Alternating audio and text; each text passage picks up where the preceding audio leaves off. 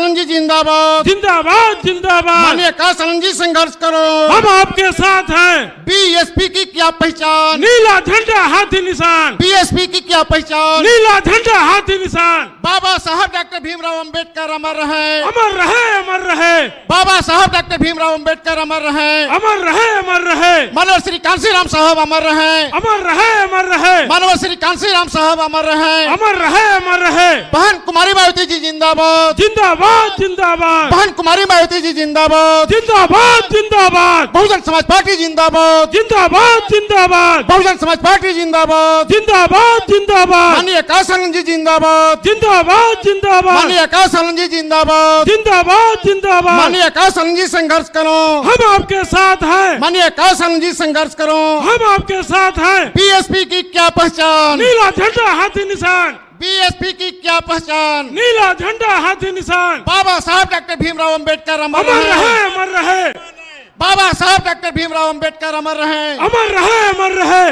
बाबा साहब डॉक्टर भीमराव अंबेडकर अमर रहे, अमर रहे अमर रहे। मानव श्री कांसीराम साहब अमर रहे, अमर रहे अमर रहे। मानव श्री कांसीराम साहब अमर रहे, अमर रहे अमर रहे। बहन कुमारी मायावती जी जिंदाबाद, जिंदाबाद जिंदाबाद। बहन कुमारी मायावती जी जिंदाबाद, जिंदाबाद जिंदाबाद। बहुजन समाज पार्टी जिंदाबाद, जिंदाबाद जिंदाबाद। माननीय आकाश आनंद जी जिंदाबाद, जिंदाबाद जिंदाबाद। माननीय आकाश आनंद जी जिंदाबाद, जिंदाबाद जिंदाबाद। माननीय आकाश आनंद जी जिंदाबाद, जिंदाबाद माननीय जिंदाबाद। आकाश आनंद जी संघर्ष करो, हम आपके साथ हैं। माननीय आकाश आनंद जी संघर्ष करो, हम आपके साथ हैं। बीएसपी की क्या पहचान, नीला झंडा हाथी निशान। बीएसपी की क्या पहचान, नीला झंडा हाथी निशान। बाबा साहब डॉक्टर भीमराव अंबेडकर अमर रहे, अमर रहे अमर रहे। बाबा साहब डॉक्टर भीमराव अंबेडकर अमर रहे, अमर रहे अमर रहे। मानव श्री कांसीराम साहब अमर रहे, अमर रहे अमर रहे। मानव श्री कांसीराम साहब अमर रहे, अमर रहे अमर रहे। बहन कुमारी मायावती जी जिंदाबाद, जिंदाबाद जिंदाबाद। बहन कुमारी मायावती जी जिंदाबाद, जिंदाबाद बहुजन जिंदाबाद। समाज पार्टी जिंदाबाद, जिंदाबाद जिंदाबाद। माननीय आकाश आनंद जी जिंदाबाद, जिंदाबाद जिंदाबाद। माननीय आकाश आनंद जी जिंदाबाद, जिंदाबाद माननीय जिंदाबाद। आकाश आनंद जी जिंदाबाद, जिंदाबाद माननीय जिंदाबाद। आकाश आनंद जी संघर्ष करो, हम आपके साथ माननीय हैं। आकाश आनंद जी संघर्ष करो, हम आपके साथ हैं। माननीय आकाश आनंद जी संघर्ष करो, हम आपके साथ हैं। बीएसपी की क्या पहचान, नीला झंडा हाथी निशान। बीएसपी की क्या पहचान, नीला झंडा हाथी निशान। बहन कुमारी मायावती जी जिंदाबाद, जिंदाबाद बहन जिंदाबाद। कुमारी मायावती जी जिंदाबाद, जिंदाबाद बहुजन जिंदाबाद। समाज पार्टी जिंदाबाद, जिंदाबाद माननीय जिंदाबाद। आकाश आनंद जी जिंदाबाद, जिंदाबाद जिंदाबाद। माननीय आकाश आनंद जी जिंदाबाद, जिंदाबाद माननीय जिंदाबाद। आकाश आनंद जी संघर्ष करो,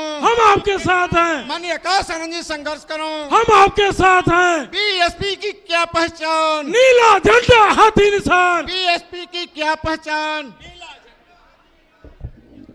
साथियों, जिनके इंतजार में हम लोग काफी देर से जिनका आप इंतजार कर रहे थे,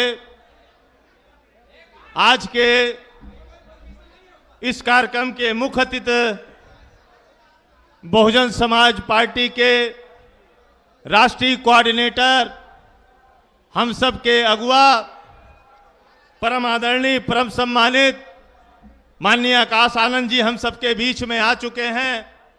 मैं चाहूंगा कि मंच पे उपस्थित सारे हमारे पदाधिकारीगण, प्रत्याशीगण, पूर्व प्रत्याशीगण, सामने बैठे सारे समर्थकगण, माताओं बहनों से मैं निवेदन करूंगा कि एक बार जोरदार ताली बजा करके माननीय राष्ट्रीय कोऑर्डिनेटर साहब का स्वागत करने का काम करें। मैं चाहूंगा कि हमारे जो पदाधिकारीगण साथी हैं, माननीय हमारे प्रत्याशीगण हैं, वो बड़ी वाली माला ला करके माननीय राष्ट्रीय कोऑर्डिनेटर साहब का स्वागत करने का काम करें।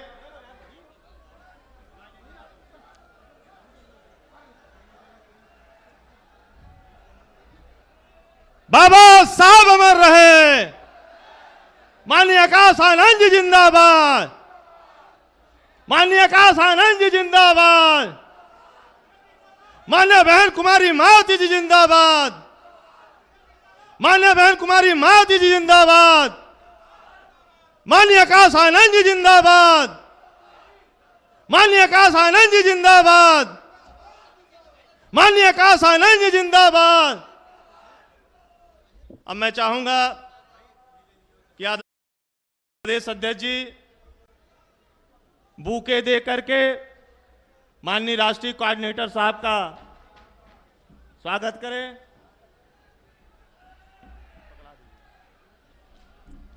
इसके साथ साथ आदरणीय श्री घनश्याम चंद्र खरवार जी पूर्व सांसद तथागत बुद्ध जी की मूर्ति देकर के स्वागत करें। उदयराज वर्मा जी प्रत्याशी सुल्तानपुर चुनाव निशान हाथी देकर स्वागत करें। सच्चिदानंद पांडे जी जो प्रत्याशी हैं अयोध्या के, भाई हाथी देकर चुनाव निशान देकर के स्वागत करें। भाई मनोज वर्मा जी मुकुट भेंट करके जो पूर्व प्रत्याशी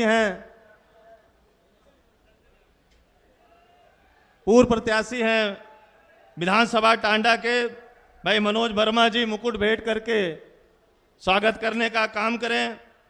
भाई दिलीप कुमार विमल जी जो प्रभारी हैं, भाई बाबा साहब की मूर्ति दे करके स्वागत करें। अरविंद गौतम जी चित्र भेंट करके स्वागत करें।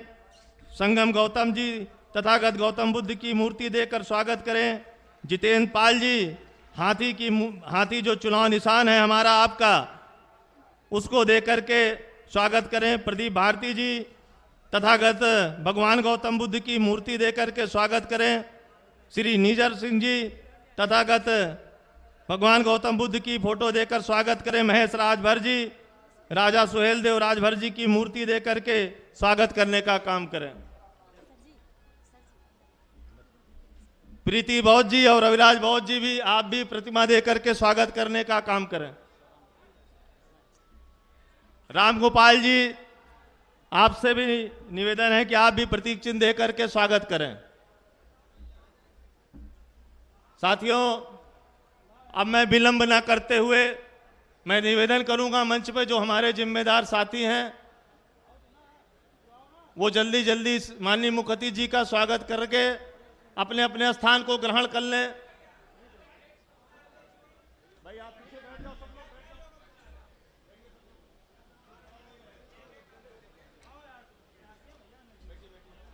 हो गया अब मैं चाहूंगा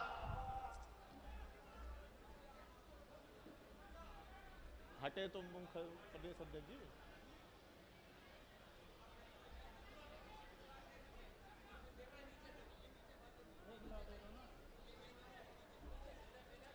साथियों, मैं आज के इस कार्यक्रम के मुख्य अतिथि बहुजन समाज पार्टी के राष्ट्रीय कोऑर्डिनेटर परम आदरणीय परम सम्मानित माननीय आकाश आनंद जी से अनुरोध करूं कि हम सबको संबोधित करें।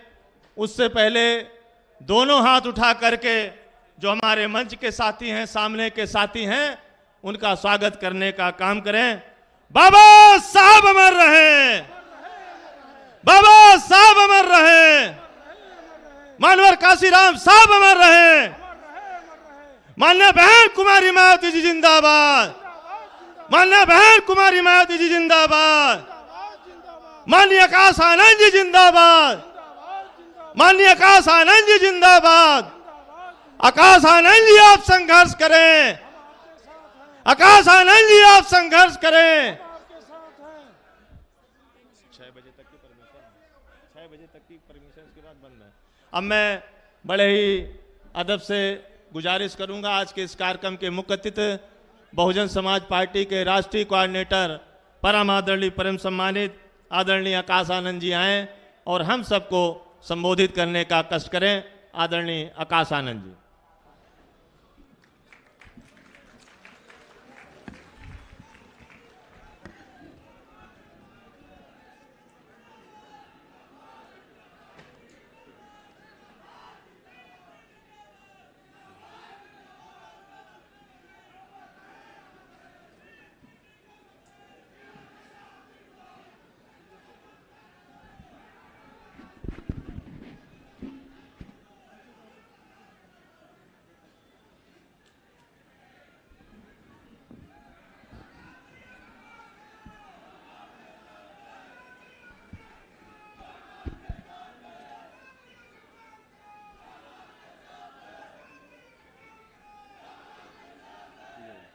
जय भीम। साथियों, यहाँ आप सब जो आज इतनी देर से हम सबका इंतजार कर रहे हैं। पहले तो मैं आप सभी को तहे दिल से धन्यवाद करता हूं।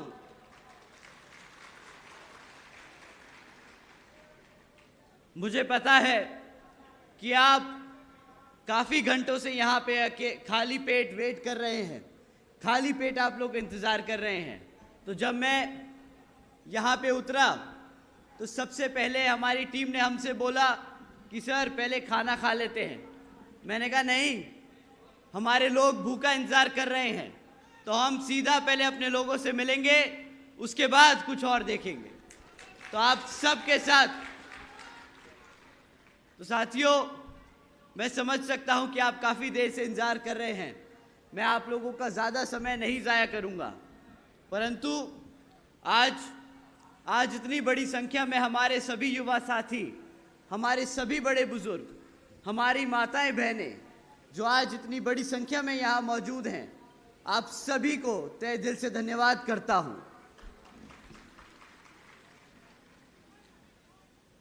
साथियों, सबसे पहले मैं हमारे सभी संतों, गुरुओं, महापुरुषों को, जिसमें खासकर महात्मा ज्योतिबा फूले, छत्रपति शाहू जी महाराज, नारायण गुरु पेरियार राम स्वामी जी, बाबा साहब डॉक्टर भीमराव अंबेडकर जी एवं मान्यवर साहब श्री काशीराम जी को नमन करता हूं। साथियों, इस लोकसभा के संबंध में ज़रूरी बातें आप लोगों के बीच में रखने से पहले मैं बहुजन समाज पार्टी की राष्ट्रीय अध्यक्ष व उत्तर प्रदेश की 4 बार मुख्यमंत्री व पूर्व सांसद आदरणीय बहन जी के नाम से लोकप्रिय बहन कुमारी मायावती जी को भी पूरे तहे दिल से आभार प्रकट करता हूं। साथियों, बहन जी ने अपना पूरा जीवन यहाँ बामसेफ, DS4 व BSP के जन्मदाता व संस्थापक मान्यवर साहब श्री कांशीराम जी के बताए हुए रास्ते पर चलकर परम पूज्य बाबा साहब डॉक्टर भीमराव अंबेडकर जी के बताए हुए मानवतावादी व आत्मसम्मान व स्वाभिमान के मूवमेंट के कारवां को अपने आजीवन त्याग, तपस्या व कड़े संघर्ष के जरिए नई राजनीतिक ऊर्जा व शक्ति व पहचान दी है तथा उत्तर प्रदेश जैसे विशाल व महत्वपूर्ण राज्य में 4 बार अपनी पार्टी BSP के नेतृत्व में सरकार बनाकर खासकर बहुजन समाज के लिए एक ऐसी मिसाल बन चुकी हैं जिससे प्रेरणा लेकर करोड़ों लोग आज यहाँ सामाजिक परिवर्तन व आर्थिक तरक्की के मिशनरी कार्य से जुड़ चुके हैं। इतना ही नहीं, बल्कि मैं खुद भी उनके इस नेतृत्व से प्रभावित होकर BSP के मूवमेंट से जुड़ चुका हूं और उनके पद चिन्हों पर चलकर उस मिशनरी दायित्व, कर्तव्य व फर्ज को पूरा निभाने की कोशिश करता रहूंगा। साथियों, जैसा कि आप जानते हैं, लोकसभा आम चुनाव चल रहे हैं और इन चुनावों में भी पहले की तरह ही यहाँ पर इस बार भी दुश्मन साम दाम दंड भेद का इस्तेमाल करेगा। और साथियों, दुश्मन आप लोगों को सामने से आकर वार नहीं करने वाला। साथियों, इस बार दुश्मन हमारे बीच में रहकर एक बहरूपिये के रूप में हमारे साथ, हमें, हमारे समाज को, हमारे कार्यकर्ताओं को, हमारे वर्करों को गुमराह करने की पूरी कोशिश करेगा। तो साथियों, आप कैसे पहचानोगे इन बहरूपियों को? साथियों, ये लोग जो आपके बीच में रहकर आपको गुमराह करने का काम कर रहे हैं, ये आप लोगों के बीच में जय भीम के नारे लगाते हैं, ये लोग नीला पटका पहनते हैं, ये लोग बाबा साहब के विचारधाराओं को मानते हैं, परंतु जब अपने नेता चुनने की बारी आए, जब एक पार्टी पे वोट डालने की बारी आए, तो ये बड़े संभाल के, समझदारी से आप लोगों को सलाह देते हैं कि भाई बहुजन समाज पार्टी बहुत पीछे रह चुकी है, हमारा असली नेता फलाना विपक्षी पार्टियों में रहता है। तो साथियों, अगर कभी कोई भी आप लोगों के बीच में रहकर जय भीम का नारा दे और कहे कि बहुजन समाज पार्टी हमारी पार्टी नहीं, तो साथियों समझ जाइएगा कि वो बहरूपिया, वो दुश्मन आपके बीच में आपसे बात कर रहा है। तो साथियों, ऐसे लोगों से जब आप लोग समझ जाएं, आप लोग पहचान ले, तो इनसे सतर्क रहिए। परंतु इन्हें लोगों को आपको सतर्क करने की ज़रूरत नहीं, आप लोगों को इनको बताने की ज़रूरत नहीं है कि आप लोगों ने इन्हें पहचान लिया। क्योंकि साथियों, अगर आपने इन्हें बता दिया कि आप इनको पहचानते हैं, तो ये फिर से आप लोगों की जगह से हटकर दूसरे लोगों के बीच में जाकर उनको गुमराह करने का काम करेंगे। तो साथियों, मैं आप लोगों से बड़ी जिम्मेदारी से कह रहा हूं, और अगर आप लोगों को ये बात सही लगे तो इन लाइनों के बाद जय भीम का नारा जरूर दीजिएगा। साथियों, ऐसे लोग जो बहुजन समाज पार्टी में बहन जी को नहीं मानते, ऐसे लोग जो बहन जी के खिलाफ हैं, वो मान्यवर साहब के खिलाफ हैं, वो बाबा साहब के खिलाफ हैं, वो हमारे बहुजन समाज के खिलाफ हैं, वो हमारे संविधान के खिलाफ हैं। बताइए सही कि नहीं सही बातियों? साथियों, बहुजन समाज पार्टी एक बहुत ही बड़ा दल है। इस परिवार में कई करोड़ों लोग रहते हैं। तो साथियों, ये कुछ लोगों के लिए बहुत मुश्किल होगा इन बहरूपियों पे नजर रखना। ये हम सबको मिलकर काम करना होगा। तो आप लोगों के साथ साथ खासकर मैं हमारे युवा साथियों से दरखास्त करूंगा कि आप लोगों को खास तौर से ऐसे लोगों से सतर्क रहना है। साथियों, जैसा कि आप जानते हैं, पिछले कुछ सालों में ये दुश्मन पार्टियां हमारी पार्टी पे किस्म किस्म के आरोप लगाती आई है।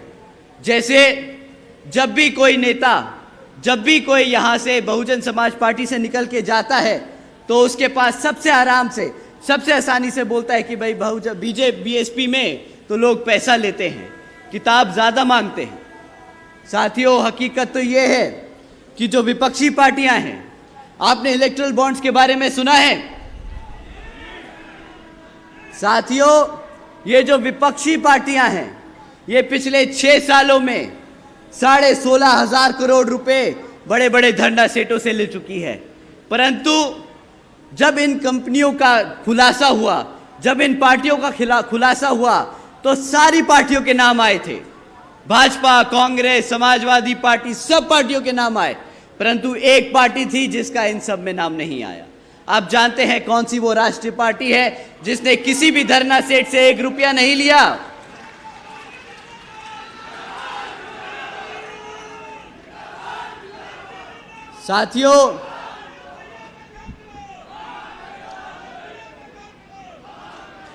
साथियों, बहुजन समाज पार्टी का उस लिस्ट में इसलिए नहीं नाम था क्योंकि बहुजन समाज पार्टी एक लौती पार्टी है जो अपने कार्यकर्ता, अपने समर्थकों के तन मन धन से चलती है, ना कि किसी धरना सेठ के पैसों से। साथियों, बीएसपी केवल यहां उत्तर प्रदेश में नहीं बल्कि पूरे देश में बड़े बड़े पूंजीपतियों और धरना सेठों के सहारे से नहीं, बल्कि अपने लोगों, अपने समर्थकों, अपने कार्यकर्ताओं के तन मन और धन के सहयोग से चलती आई है और यहाँ पर चुनाव लड़ती आई है, और आगे भी आप ही के तन मन और धन के भरोसे ये पार्टी पूरे देश भर में चुनाव लड़ती जाएगी। साथियों, आप लोगों के तन मन और धन के लिए मैं यहाँ मंच से आप लोगों का तहे दिल से धन्यवाद करता हूँ, क्योंकि ये मूवमेंट है जो आपकी वजह से चलता है। आप लोगों का तहे दिल से धन्यवाद साथियों। साथियों, इस लोकसभा आम चुनाव में विपक्षी पार्टियां आप लोगों के बीच में आकर तरह तरह की बात करेंगी। वो आप लोगों को मैनिफेस्टो जारी करके आप लोगों को तरह तरह के वादे सुनाएंगी। परंतु साथियों, इस बारी लोकसभा आम चुनाव में आप लोगों को वोट जो डालना है वो इन पार्टियों के रिकॉर्ड पे डालना है कि इन पार्टियों ने जब जब सत्ता में आसीन रहे तब तब इन लोगों ने हमारे समाज के लिए क्या काम किया, आप लोगों को उन पे सवाल करना है। साथियों, पिछले 10 सालों में ये भाजपा सरकार केंद्र की सत्ता में रही है, तो जब भाजपा आप लोगों के बीच में आए तो आप लोगों को उनसे सिर्फ 3 मुद्दों पे सवाल उठाने हैं: शिक्षा, सुरक्षा और रोजगार। मैं किसी जाति, धर्म या किसी जाति या धर्म के आधार पे आप लोगों से नहीं कहूंगा कि उन पे सवाल करो। हम आपसे नहीं कहेंगे कि राम मंदिर के ऊपर सवाल करो। साथियों, बाबा साहब ने हमें शिक्षा के आधार पर अपना संवैधानिक हक और उनके राजनीतिक ताकत के लिए लड़ना सिखाया था। तो हम सिर्फ शिक्षा, सुरक्षा और रोजगार के लिए बात करेंगे। साथियों, अगर बीजेपी का रिकॉर्ड उठा के देखें, पिछले 10 सालों में शिक्षा के क्षेत्र में इन लोगों ने इतना मजाक किया है हमारे छोटे छोटे बच्चों के साथ कि अगर हम इनका सरकारी सर्वे भी उठा के देखें तो आज सरकारी स्कूलों में इतना बुरा हाल है कि आज 8वीं कक्षा के आधे से ज़्यादा बच्चे गुणा भाग नहीं कर पाते। अगर आप उनसे अंग्रेजी में सवाल करें तो वो बेचारे अंग्रेजी नहीं समझ पाते। साथियों, ये तो भाजपा की शिक्षा के क्षेत्र में देन रही है। दूसरी तरफ जब आप उनको शिक्षा के क्षेत्र में घेरेंगे तो वो आपको डिजिटल इंडिया के बारे में बताएंगे। परंतु साथियों, डिजिटल इंडिया के नाम पर भी उन्होंने जो आप लोगों के साथ मजाक किया है वो भी मैं आप लोगों के बीच में छोड़ के जा रहा हूं ताकि आप उनसे सवाल उठाएं। साथियों, डिजिटल इंडिया के नाम पर 65% से ज़्यादा सरकारी स्कूलों में आज एक भी कंप्यूटर की फैसिलिटी नहीं है। ये डिजिटल इंडिया बोलते हैं कि यहाँ पे युवा बच्चा, छोटा बच्चा पूरी दुनिया में सबसे बात कर पाएगा, टेक्नोलॉजी समझ पाएगा, बट वो समझेगा कैसे जब 65% से ज़्यादा स्कूलों में कंप्यूटर ही नहीं है। तो साथियों, ये बहुत अच्छे पॉलिसी, बहुत अच्छे नारे देना जानते हैं, ये मार्केटिंग बहुत अच्छी करना जानते हैं, पर जब आप ज़मीनी स्तर पे इनके काम नापोगे तो पता चलेगा कि इन लोगों ने बातें बहुत बड़ी करी, काम के नाम पर 0 बटा लड्डू देके गए हैं, 0 बटा लड्डू देके गए हैं। साथियों, सबसे बड़ा मुद्दा पेपर लीक होने का। मैं समझ सकता हूं कि यहां पर कितने युवा साथी हैं जो पिछले 10 सालों में कई बार सरकारी भर्तियों के लिए एग्जाम देके आए हैं और जानकर उन्हें बड़ा दुख होता है कि कुछ महीने बाद वो पेपर लीक हो गया। यहां पर कितने युवा साथी हैं जिन्होंने पेपर दिया और पेपर लीक हो गया? सभी पंडाल में लोगों ने हाथ उठा रखे हैं। साथियों, हकीकत तो ये है कि ये लोग आप लोगों के साथ सिर्फ सरकारी नौकरी देने के नाम पर मजाक और खिलवाड़ करते आए हैं। तभी साथियों, पिछले 10 सालों में आज यहां पर युवा 30% पढ़ा लिखा युवा बेरोजगार घूम रहा है। साथियों, ये नहीं कि ये नहीं दे सकते, ऐसा नहीं है कि भारत सरकार में नौकरियां नहीं हैं, भारत सरकार में पद खाली नहीं है।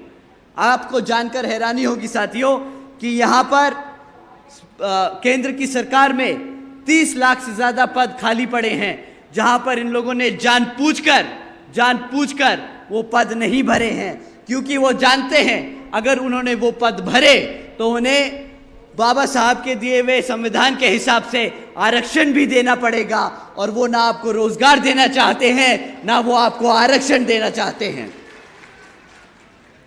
साथियों, रोजगार का इतना बुरा हाल है कि मैं आपको एक न्यूज़ हेडलाइन पढ़ के सुनाता हूं तो आपको समझ आएगा कि ये 30% की जो संख्या है वो कितनी बड़ी बन चुकी है।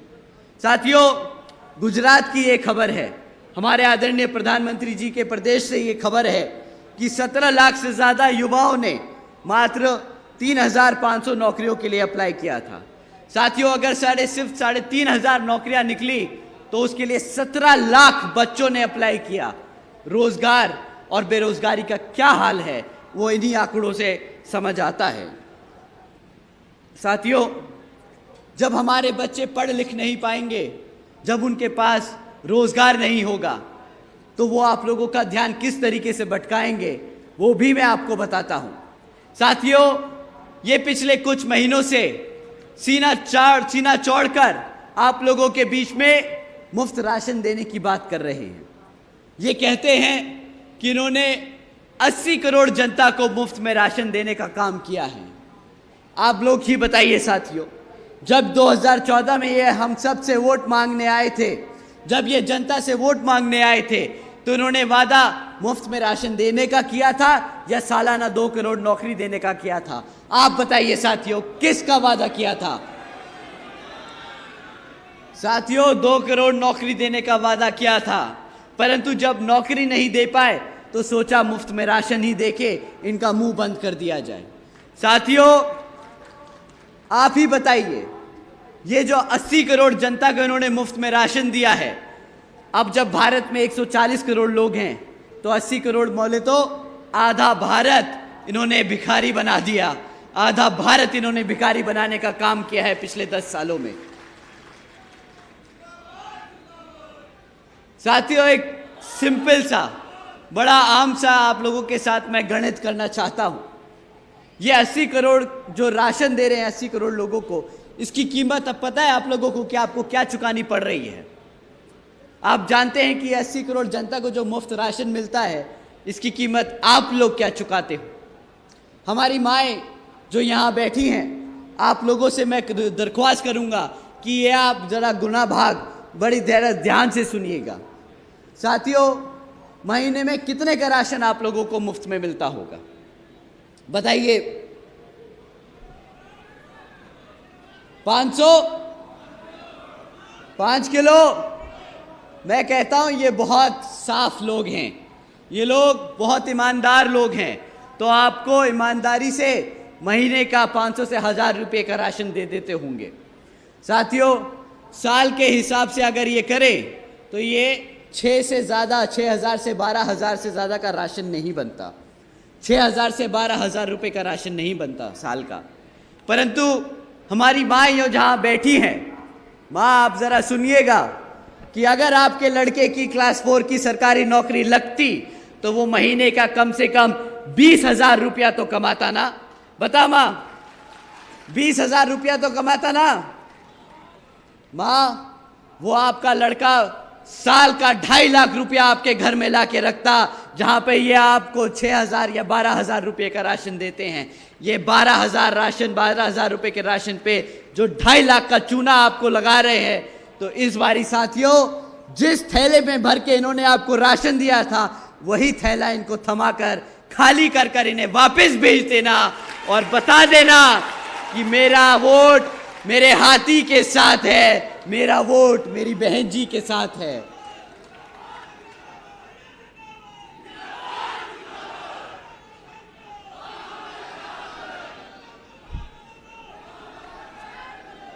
साथियों, इन लोगों ने महंगाई का भी बहुत बड़ा मुद्दा उठाया था 2014 में, परंतु जब आप इन लोगों की मीटिंगें और इनकी रैलियां और इनके भाषण सुनते हैं तो ना इनको रोजगार याद आता है, ना इनको शिक्षा याद आती है, ना इनको अब महंगाई याद आ रही है।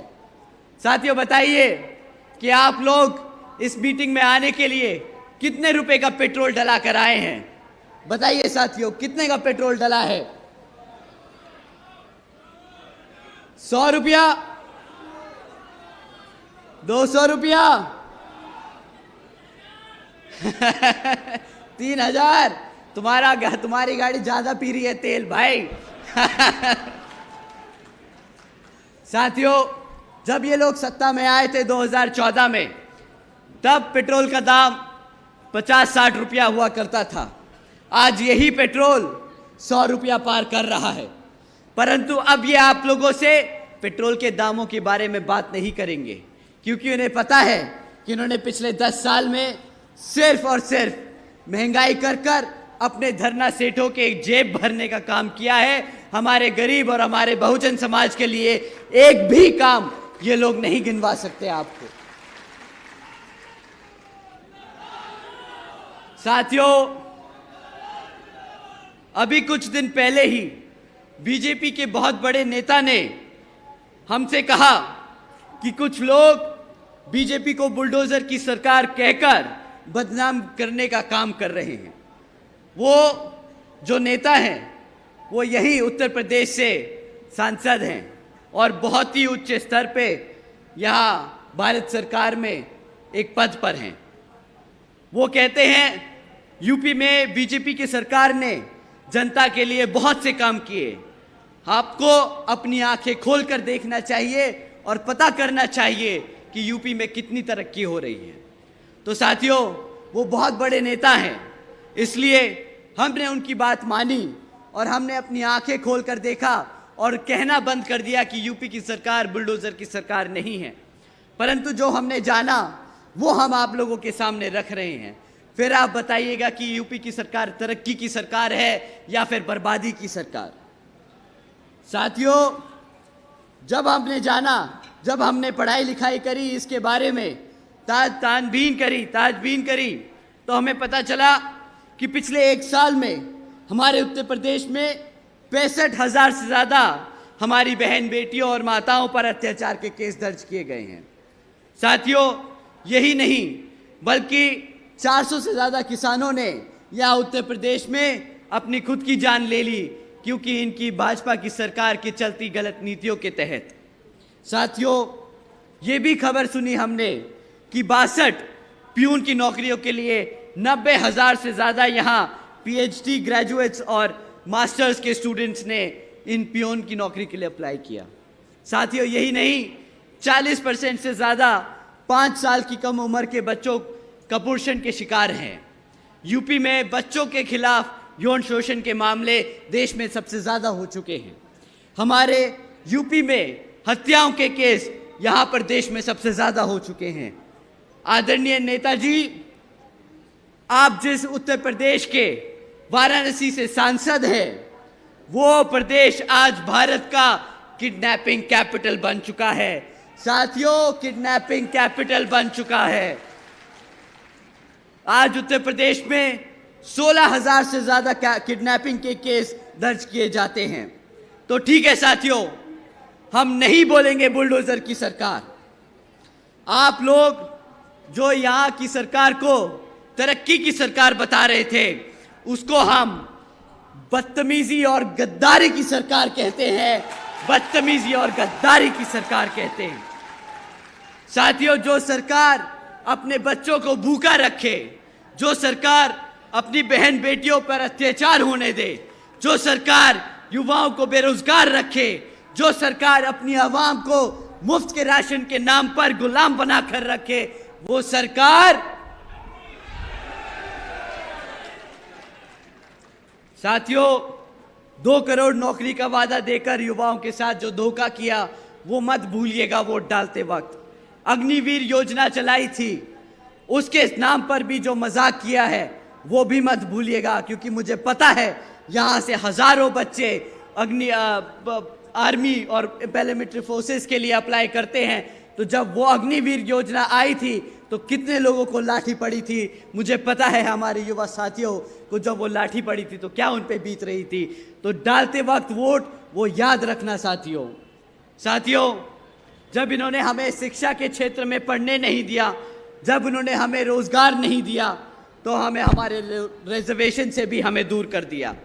नोटबंदी का बात भी किया था इन्होंने, कहा था विदेशों से काला धन लेके आएंगे और हर एक व्यक्ति को 15 लाख रुपए देने का काम करेंगे। आए 15 लाख साथियों आप लोगों के खातों में? नहीं आए ना 15 लाख। आपको पता है आपके साथ क्या हुआ है पिछले 10 सालों में? 15 लाख का वादा किया था। आपको पता है आपकी यूपी सरकार के ऊपर कितना कर्जा है?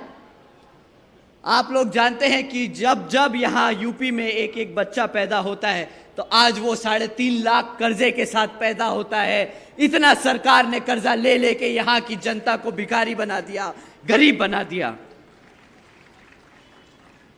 तो साथियों, इन लोगों से सवाल करना, साल के 12,000 रुपए के बदले 2.5 लाख का चूना, 2 करोड़ नौकरियों के नाम पर डंडे मारना और महंगाई के नाम पर सब्सिडी देना, हमें नहीं चाहिए ऐसी भारत की सरकार। ये कोई विकसित भारत नहीं, ये कोई विकसित भारत नहीं साथियों, इसी क्रम में समाजवादी पार्टी भी आप लोगों के बीच में आकर आपसे वोट मांगने का काम करेगी। परंतु साथियों, ये वो पार्टी है जिस समाज ने इनको एक तरफा वोट डाला था 2022 में, आप जानते हैं किस समाज की बात कर रहा हूं मैं? आप जानते हैं किस समाज की बात कर रहा हूं मैं? साथियों, हमारे मुसलमान भाइयों ने इन्हें एक तरफा वोट डाला 2022 के इलेक्शन में, परंतु पिछले 2.5 साल से जब जब हमारे इस समाज पर अत्याचार हुआ, इन लोगों के नेता मुंह पर टेप लगाकर अपने घरों में बंद बैठे रहे। इनकी हिम्मत नहीं हुई कि हमारे समाज के लिए ये खड़े होकर लड़ सके। साथियों, परंतु जब रिजर्वेशन इन प्रमोशन का बिल राज्यसभा में आया तो इनके मुंह से वो टेप उतर गई। ये राज्यसभा पहुंच गए और वो बिल फाड़ने का इन्होंने सबसे पहले काम किया। आप बताइए, ऐसी पार्टी को वोट देने लायक है कि नहीं? आप ही बताइए।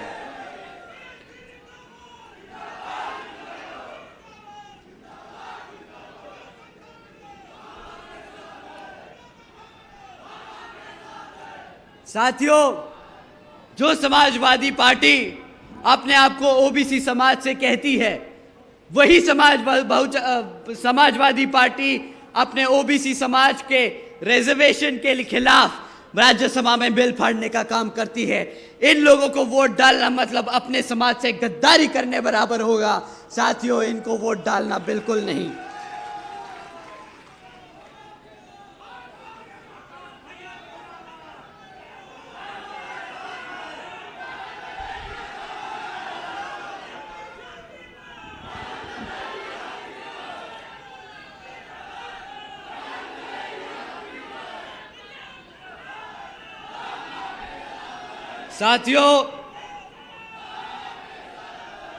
साथियों, गठबंधन के दौर से समाजवादी पार्टी के साथ साथ 2% की वोट रखने वाली पार्टी भी आप लोगों के बीच में आएगी। वो हाथ दिखाने वाली पार्टी है ना, जो हाथ दिखाती है, क्या नाम है? कांग्रेस पार्टी भी आप लोगों के बीच में आएगी। वो आजकल कह रही है कि हम अपने सभी SC, ST, OBC व पिछड़े समाज को रिजर्वेशन देने की पूरी कोशिश करेंगे। साथियों, उनसे कोई पूछे कि भाई पिछले 60 साल से जब आप सत्ता में थे तब आपको अपने Bahujan Samaj, SC, ST, OBC समाज, पिछड़ा समाज नहीं याद आया? आज इस पार्टी का अस्तित्व खतरे में है तो इसे आपकी याद आ रही है। साथियों, इनको अब आपकी याद आ रही है। जब इन्होंने आपको सही समय पे मदद नहीं करी तो इनको भी नहीं बनता आप लोगों के सामने आए। तो जब ये हाथ लेकर आप लोगों के सामने आए तो उस हाथ में खाली एक चवन्नी पकड़ा देना और बोल देना, ये लो हमारी तरफ से तुम्हें दक्षिणा, जाओ अपने घर। उत्तर प्रदेश हाथी का प्रदेश है, उत्तर प्रदेश बहुजन समाज का प्रदेश है, उत्तर प्रदेश बहन कुमारी मायावती जी का प्रदेश है।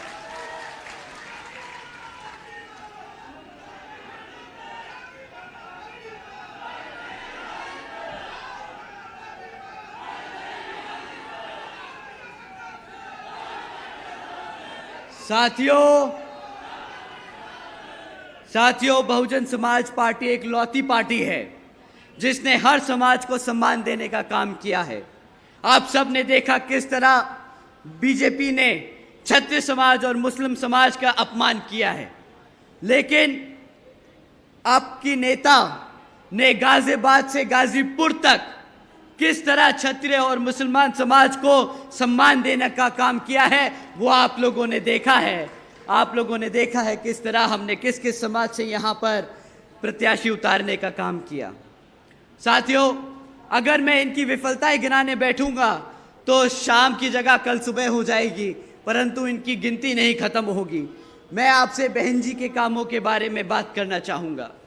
साथियों, जो नीतियाँ मैं आप लोगों को बता रहा हूँ, उन्हीं नीतियों पर चलकर आगे बहन जी पूरे देश में जब प्रधानमंत्री बनेगी तो पूरे देश में इन नीतियों पर चलकर सर्व समाज में से बहुजन समाज के साथ साथ सब गरीब और ज़रूरतमंद लोगों की मदद करने का काम करेंगी।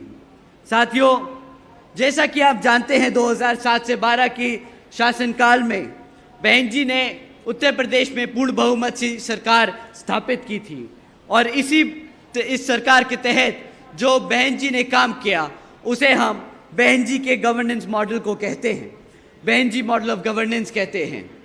साथियों, बहन जी गवर्नेंस मॉडल के तहत बहन जी ने महामाया गरीब बालिका आशीर्वाद योजना चलाई थी, जिसके तहत 3,25,000 बच्चियों को बहन जी ने 1-1 लाख रुपए देने का काम किया था। साथियों, इस योजना के तहत देश में पहली बार एक गरीब घर के अंदर, गरीब घर में एक लखपति बच्ची पैदा हुई थी बहन जी की देन से। साथियों, बहन जी ने इसी क्रम में सावित्रीबाई फुले बालिका आशीर्वाद योजना चलाई थी, जिसके तहत 7 लाख से ज्यादा बच्चियों को 12वीं तक की शिक्षा फ्री करने की बहन जी ने सुविधा दी थी। साथियों, आप जानते हैं बहन जी ने शिक्षा मुफ्त में दी थी, राशन नहीं, क्योंकि बाबा साहब कहते थे कि शिक्षा वो शेरनी का दूध है, जो पिएगा वो दहाड़ेगा। तो साथियों, बहन जी ने इस योजना के तहत प्रदेश की हर एक बच्ची को शेरनी बनाने का काम किया, ताकि जब वो पढ़ लिख कर बढ़े तो वो इस प्रदेश में नहीं, पूरे देश में दहाड़े, पूरे देश में दहाड़े। साथियों, इतना ही नहीं, बल्कि बहन जी ने महामाया आवास योजना भी चलाई थी, जिसके तहत सभी SC, ST, OBC व आदिवासी समाज के साथ साथ सभी गरीब समाज के लोगों को अपना खुद का घर देने का काम किया था। साथियों, बहन जी ने इस योजना के तहत 12,500 करोड़ अपने सभी जरूरतमंद लोगों को खर्चा कर उनको खुद का घर देने का काम किया। साथियों, इतना ही नहीं, बहन जी ने सभी सरकारी कृषि व संबंधित सरकार के दौरान सभी कृषि एवं संबंधित कार्यों में मिनिमम वेजेस को 55 रुपए से बढ़ाकर 100 रुपया प्रतिदिन कर दिया था। और इतना ही नहीं, बल्कि क्रीमी लेयर की वार्षिक आय को भी 3 लाख रुपए से बढ़ाकर 5 लाख रुपए करने का काम किया। इतना ही नहीं, हमारे सभी युवा साथियों को 90,000 से ज़्यादा शिक्षकों को नौकरी देने का काम किया, 1 लाख से अधिक सफाई कर्मचारियों की भर्ती की, 2 लाख से अधिक जवानों को पुलिस फोर्स में भर्ती किया। यहाँ पे जितने भी पुलिस फोर्स के लोग खड़े हैं, उनको मालूम होगा कि जब बहन जी की सरकार थी तो कितने बड़े स्तर पर बिना किसी जाति, बिना किसी धर्म, बिना किसी से पैसा लिए सबको पुलिस फोर्स में भर्ती करने का काम किया आदरणीय बहन कुमारी मायावती जी ने। इतना ही नहीं, बल्कि 6 लाख से ज्यादा हमारे सभी अपर कास्ट समाज के गरीब भाइयों को जो पढ़े लिखे थे उनको सरकारी नौकरी देने का काम किया। साथियों, यही है बहन जी मॉडल ऑफ गवर्नेंस, जिसके तहत बहन जी ने गरीबों को घर दिया, बच्चियों को पढ़ने की शिक्षा दी, फ्री में शिक्षा दी और हमारे सभी युवा साथियों को रोजगार दिया। तो साथियों, आपको ऐसी सरकार चाहिए जो आपको मुफ्त में राशन दे, आपको शिक्षा से दूर रखे, आपको रोजगार से दूर रखे, या आपको बहन जी जैसी सरकार चाहिए? आप ही बताइए, हाथ उठाकर बताइए, आपको किस तरह की सरकार चाहिए?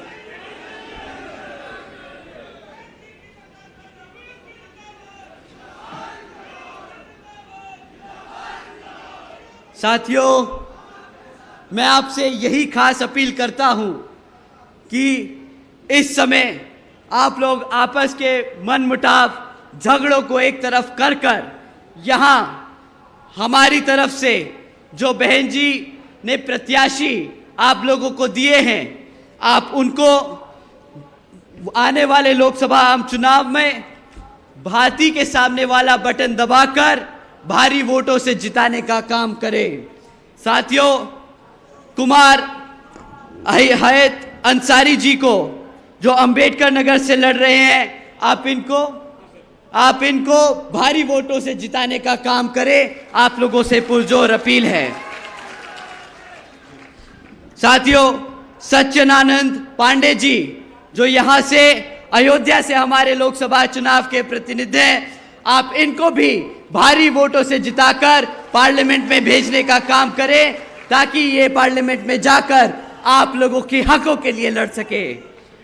साथ ही इसी क्रम में उदराज वर्मा जी जो यहां से सुल्तानपुर से आपके प्रत्याशी हैं, इनको भी आप भारी मतों से जिताकर पार्लियामेंट में भेजने का काम करें। साथियों, ददन खान जी, मैं आप लोगों से दरख्वास्त करता हूं और ये बहन जी की भी पुरजोर अपील है, आप सभी इन सभी हमारे प्रत्याशियों को भारी वोटों से जिताकर पार्लियामेंट में भेजने का काम करें, ताकि फिर ये सब आप लोगों के हितैषी, आप लोगों के हकों के लिए लड़ सके और बहन जी को प्रधानमंत्री बना सके। अपनी बात यही समाप्त करते हुए आप लोगों का एक बार फिर से धन्यवाद करता हूं। जय भीम, जय भारत। बाबा साहब अमर रहे, बाबा साहब अमर रहे, बाबा साहब अमर रहे, मनोहर काशीराम साहब अमर रहे, मनोहर काशीराम साहब अमर रहे, बहुजन समाज पार्टी जिंदाबाद।